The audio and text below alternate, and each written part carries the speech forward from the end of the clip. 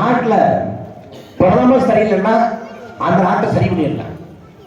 ஒரு நாட்டுல முதலமைச்சர் சரியில்லை அந்த நாட்டை சரி பண்ணிடலாம்.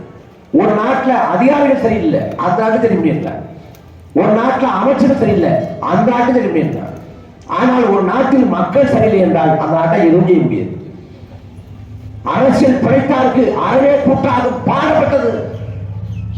ஆனால் இன்றைக்கு அரசியல்ல அறம் இல்ல, செத்து போச்சு.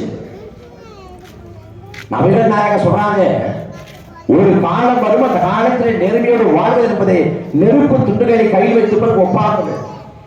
உன்னால் நேர்மையா வாழ முடியாதா? கையில் நெருப்பு கண்களை வைத்திருந்தால் எப்படி சூடு தாழாது அதை கீழே போட்டுறாயோ அதே போல நேர்மையான வாழ்க்கை வாழ முடியாது என்று போதிக்கிறார். அவர் சொன்ன காலம் நாம் வாழ்ந்து கொண்டிருக்க தற்காலம் தான், இந்த காலம் தான்.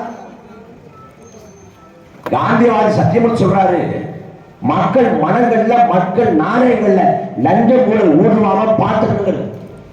மக்கள் மனங்கள்ல லஞ்சம் ஊழல் ஊடிருச்சு. இந்த சமூகம் குற்ற சமூகமாக மாறிவிட்டது. ஒருத்தர் இருக்கா ஊர்ல, உண்மையா இருக்கா, நேர்மையா இருக்கா, அப்படி கட்டணா இருக்கா, காசு வாங்காம இருக்கா, லஞ்சம் அந்த முறைகேடுக்கெல்லாம் துணை போகாம இருக்கா, அவனை பார்த்து அந்த ஊரு சொல்லும் படுக்க தெரியாத பையன், தானும் படுக்க மாட்டான் தள்ளியும் படுக்க மாட்டேன், நாசமா போறேன். ஆனா ஊரை அடிச்சு உலக போடுவான். மகராசை எப்படி வாழலாம் பாருங்க, வாழ்ந்தா இவனை மாதிரி வாழ்ந்த. அப்ப என்ன, உண்மையே நேர்மையை மக்களே கேலிச்சான், கிண்டல் பண்றான்.